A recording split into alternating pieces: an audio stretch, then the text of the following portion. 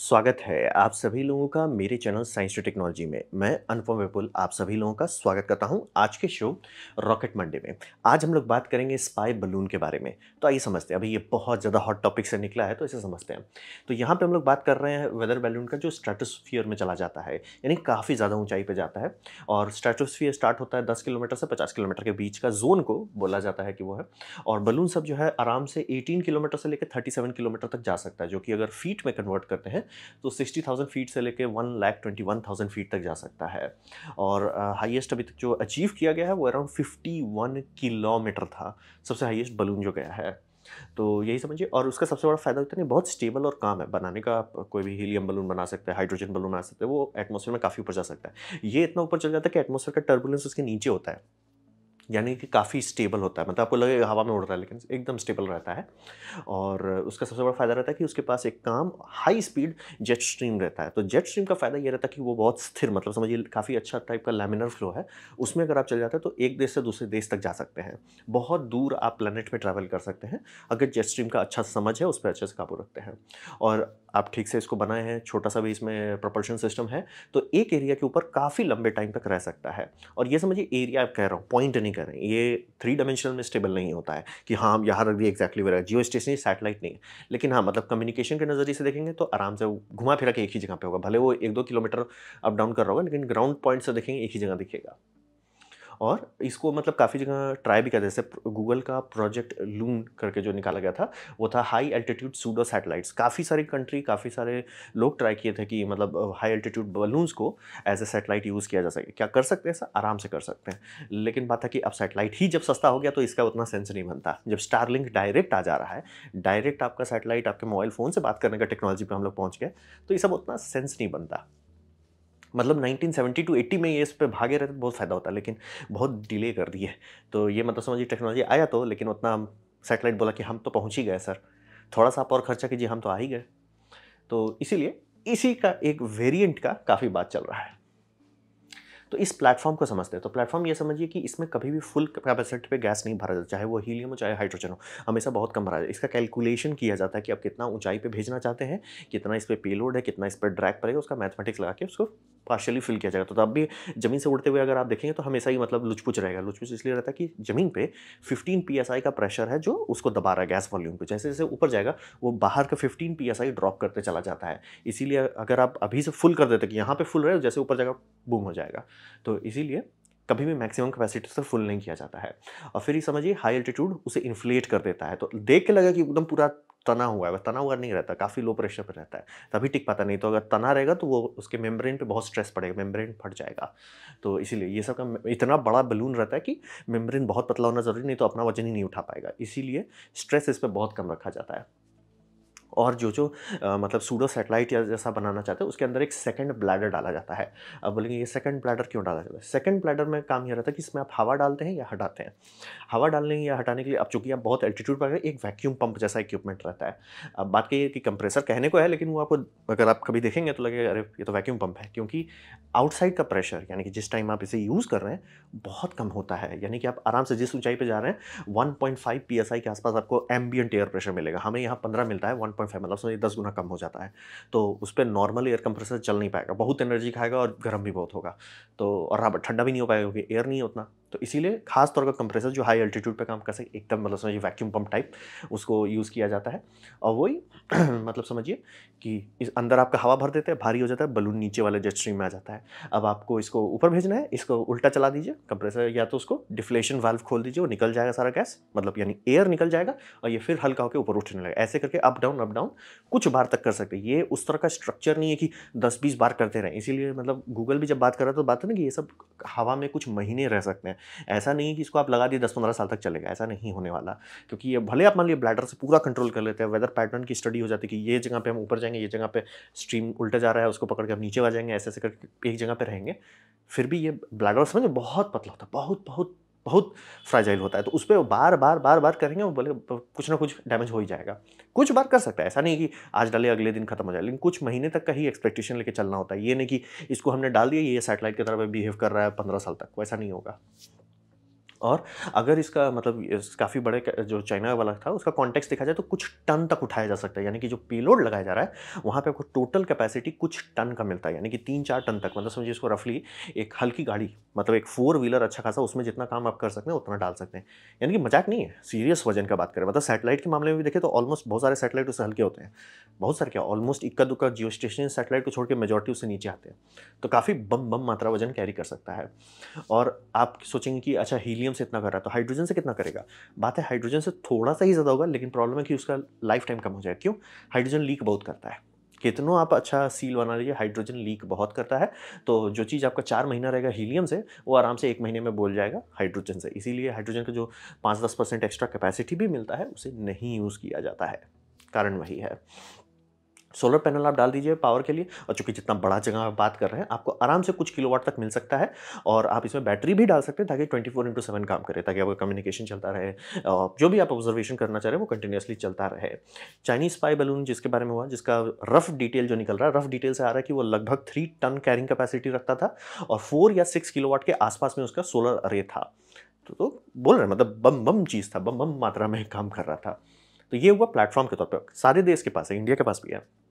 अब एग्जैक्टली कोई उतना 4 टन वाला है कि नहीं हमको नहीं पता, लेकिन है ज़रूर। हर देश इसे बनाता है, मतलब यूरोपियन यूनियन में भी जब वो माइग्रेशन क्राइसिस चल रहा था, इस तरह के बैलून्स का इस्तेमाल करके सी बॉर्डर को मैनेज कर रहे थे, क्योंकि और कोई चीज़ है नहीं जो आपको वहाँ पे उतना अच्छा से डिटेल दिखा सके। तो ये सब काफ़ी यूज़ होता है, ऐसा नहीं कि सिर्फ चाइना कर रहा है, बहुत लोग और भी करते हैं।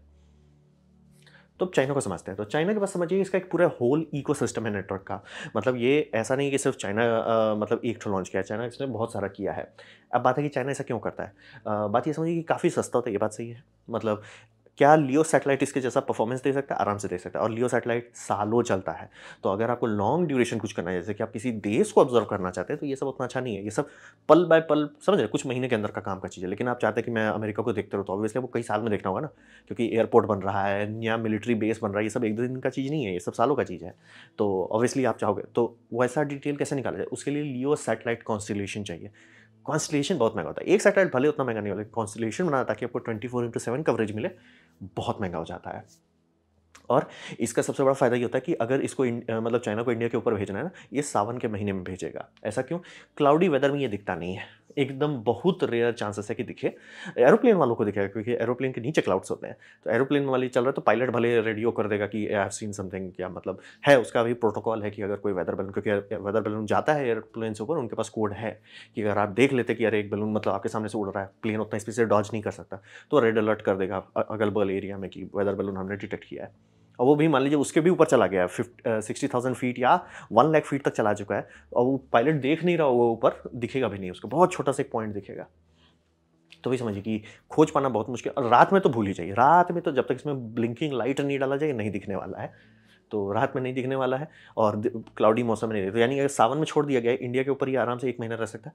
बहुत रेयर चांसेस है कि इंडिया को किसी को कन्फर्मेशन दिखेगा, क्योंकि इसका रेडार रिफ्लेक्शन जीरो होता है। इतने लो डेंसिटी ये पार्ट है, ये बलून बहुत बड़ा है लेकिन लो डेंसिटी है, तो रेडार वेव सीधे आर पार चला जाता है। और ये जो मतलब 3 टन का ऑब्जेक्ट है, वो भी बहुत हल्का फुल्का चीज़ रहता है, मतलब बड़ा है सरफेस एरिया में, लेकिन भारी नहीं, मतलब जेट इंजन नहीं है कि रेडार जाएगा रिफ्लेक्ट कर जाएगा। और बहुत हल्का आइटम यूज़ करें, उसका भी सिग्नेचर जीरो हो जाता है।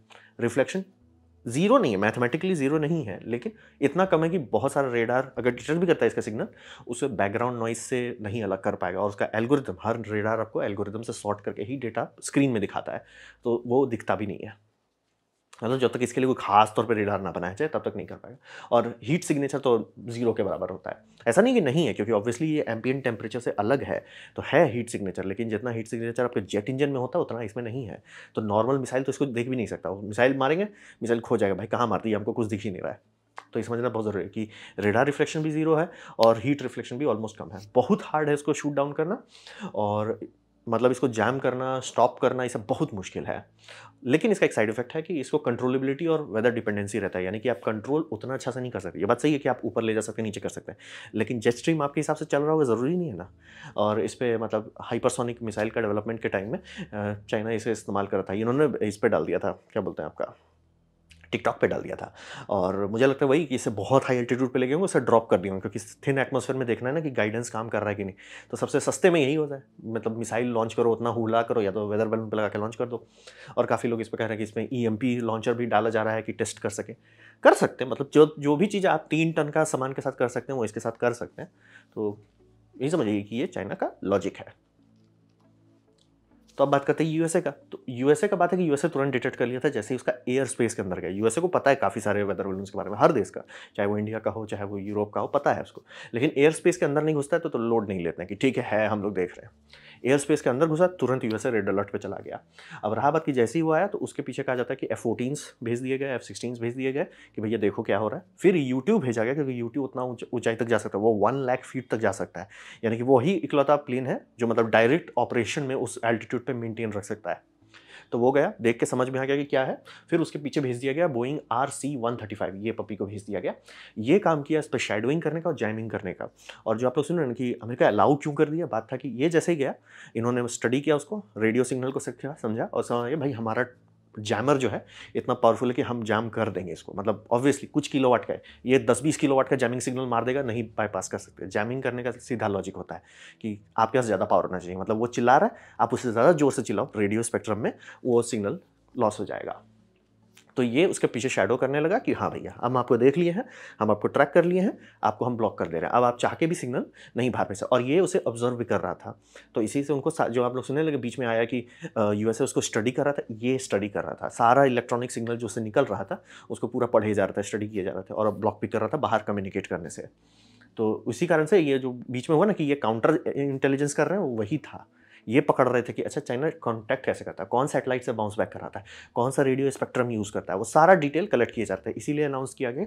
और रहा बात कि ये काफ़ी बड़ा था, काफ़ी सही में बड़ा चीज़ है। 3 टन का चीज़ आसमान से नीचे गिरेगा, नुकसान पहुंचा सकता है, मजाक की बात नहीं है, सही में नुकसान पहुंचा सकता है। तो बात वही बनाई कि जब तक ये समुद्र के ऊपर नहीं है तो इसे शूट करने की जरूरत है। और काउंटर इंटेलिजेंस मिल रहा था इनको, तो डिसाइड किया गया कि ठीक है काउंटर इंटेलिजेंस हम लोग ले लेते हैं, और इसको पूरा ब्लॉक जैमिंग वैमिंग, प्लेन के ऊपर प्लेन लगा दिया गया, एयर रिफ्यूलिंग किया गया कि भैया कुछ भी हो जाए, प्लेन इसका मतलब हमेशा जैमिंग रहना चाहिए। तो वही समझिए कि वो स्पाई भी कर रहे थे, स्टडी भी कर रहे थे, मतलब चाइना के पास सिग्नल जाना बंद हो गया। जैसे ही ये हवा में आया सिग्नल जाना बंद, काम खत्म, जा ही नहीं पाए। बोले ना आप कुछ किलोवाट से चिल्लाओगे, ये बोलेगा हमारा 1 मेगावाट ले लो, सीधा जैम कर दिया गया। अब फिर रहा कि अमेरिका इतना महंगा चीज़ से क्यों इसको उड़ाया मतलब F-22 क्यों लॉन्च कर दिया। बात है कि F-22 का सर्विस सीलिंग आम पब्लिक को लगता है 50 से 60,000 फीट है, ये 65,000 फीट पे जाके आ गया। ये बहुत बड़ी बात है, क्योंकि आप ये समझिए जैसे एल्टीट्यूड ऊपर जाता है ना, ऐसा नहीं कि 40,000 से 50,000 में कोई बड़ी बात नहीं, बहुत बड़ी बात है। मतलब कमर्शियल एयरलाइन को डाल दिया, कमर्शियल एयरलाइन के इंजन ओवरहीट हो जाएंगे या फ्लेम आउट हो जाएंगे, नहीं सस्टेन कर पा सकते हैं। और जेट इंजन में भी काफ़ी सारे पुराने जेट इंजन है जो ऐसे आप खूब बैलिस्टिक ट्रैजेक्टरी लीजिए, वो जाएगा ऊपर और फिर नीचे आ जाएगा, रह नहीं पाएगा वहाँ। ये वहाँ पे जाके लॉइटरिंग कर रहे हैं कि वहाँ गए, घूमे, उसका 1-2 चक्कर काटे, फिर उसको शूट किए। ये पूरे वर्ल्ड को बता रहे हैं कि भैया हमारा एल्टीट्यूड इतना ज़्यादा है, जो दुनिया में इक्का-दुक्का जेट को छोड़ के कोई हमारे यहाँ सस्टेन नहीं रहता।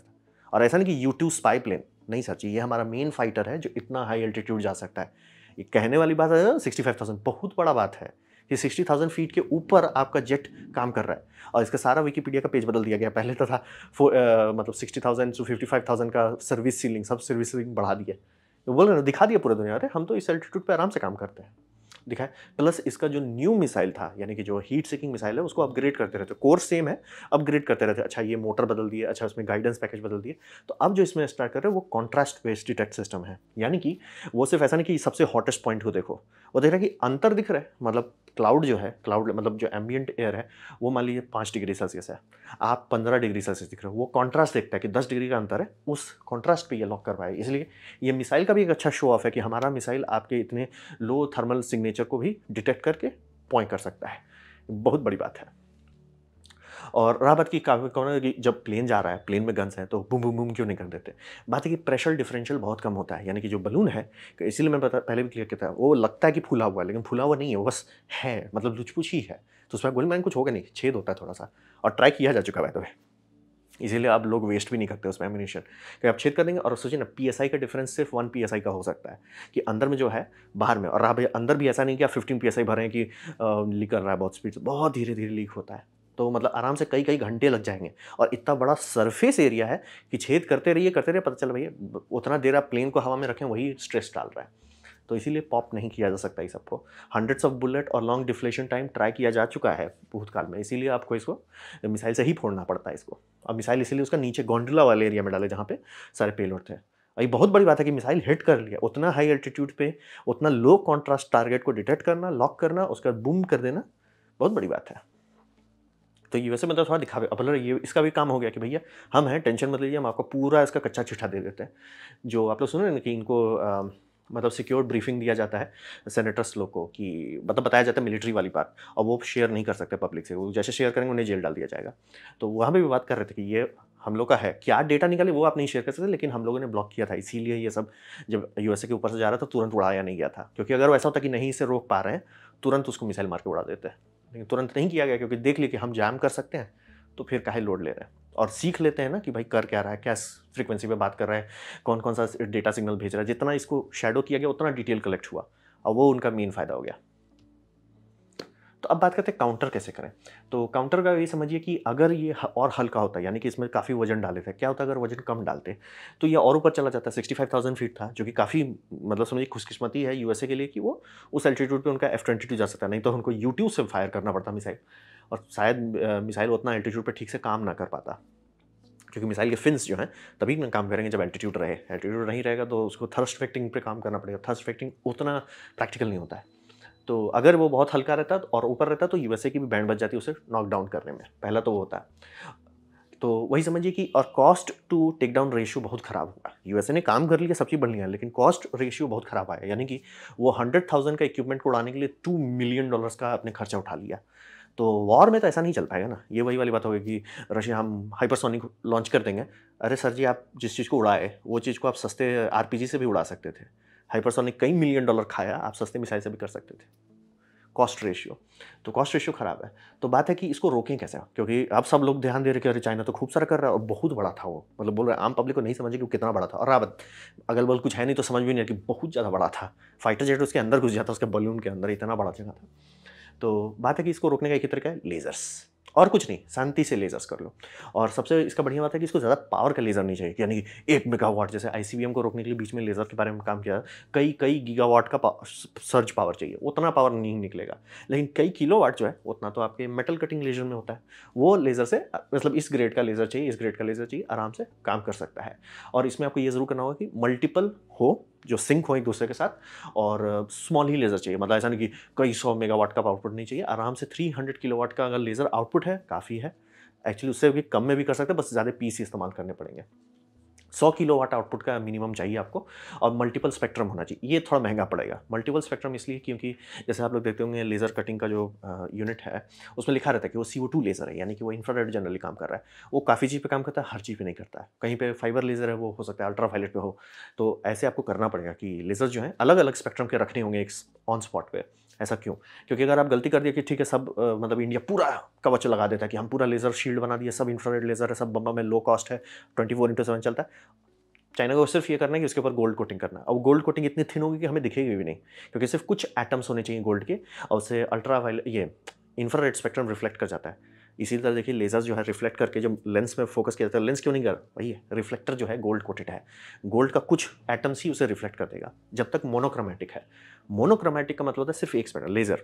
अगर आप खूब सारा डाल देंगे, भैया एक तो रेड लेजर मार रहा है, एक ग्रीन मार रहा है, एक ब्लू मार रहा है, एक अल्ट्रा वायलेट मार रहा है, एक इंफ्रारेड मार रहा है, तो कोई कोटिंग नहीं किया जा सकता, तब वो सीधा सीधा उड़ा देगा। तो वही समझिए 3-4 रहे ताकि एक कोटिंग से बच ना जाए, और ये करके आप आराम से मतलब मैक्सिमम गारंटी दे सकते हैं कि भैया चाइना इंडिया के ऊपर आया, स्वाहा कर दिया गया, टेंशन नहीं लेना है।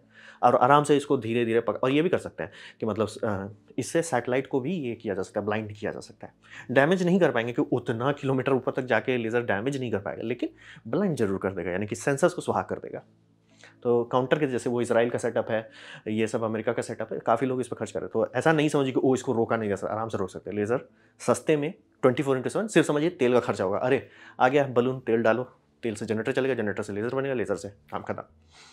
काउंटर सिर्फ वही कर सकता है, बाकी सारा चीज़ बहुत महंगा पड़ेगा। ऐसा नहीं कि नहीं कर सकते, लेकिन बहुत महंगा पड़ेगा। चाइना सिर्फ 500-600 भेजेगा, पता चला आधा से ज़्यादा एयरफोर्स का फ्यूल खत्म हो गया, मिसाइल्स खत्म हो गए। तो इसीलिए सस्ते में निपटाना है, सस्ता समस्या को सस्ते में निपटाना है। तो ये था मेरा प्रेजेंटेशन स्पाई बलून्स के बारे में। उम्मीद करता हूँ आपको अच्छा लगा, कुछ सीखने मिला, कुछ समझ में आया हो। अगर ऐसा है, लाइक कर दें, दोस्तों के साथ शेयर कर दें, उससे मेरा काफ़ी भला होगा। नहीं अच्छा लगा, नहीं पसंद आया, कोई बात नहीं, आप डिसलाइक दबा सकते हैं। मैं कहूँगा डिसलाइक 2 बार दबाएँ, उससे मुझे पता चलेगा कितना नापसंद हुआ है। मैं आपसे कहूँगा कि कमेंट लिखें, मैं हर कमेंट को पढ़ने की कोशिश करता हूँ। आपसे कहूँगा सब्सक्राइब कीजिए, बेल दबाइए अगर आप फ्री हैं तो। आपने मेरा वीडियो देखा, जान के मुझे बहुत खुशी हुई। धन्यवाद।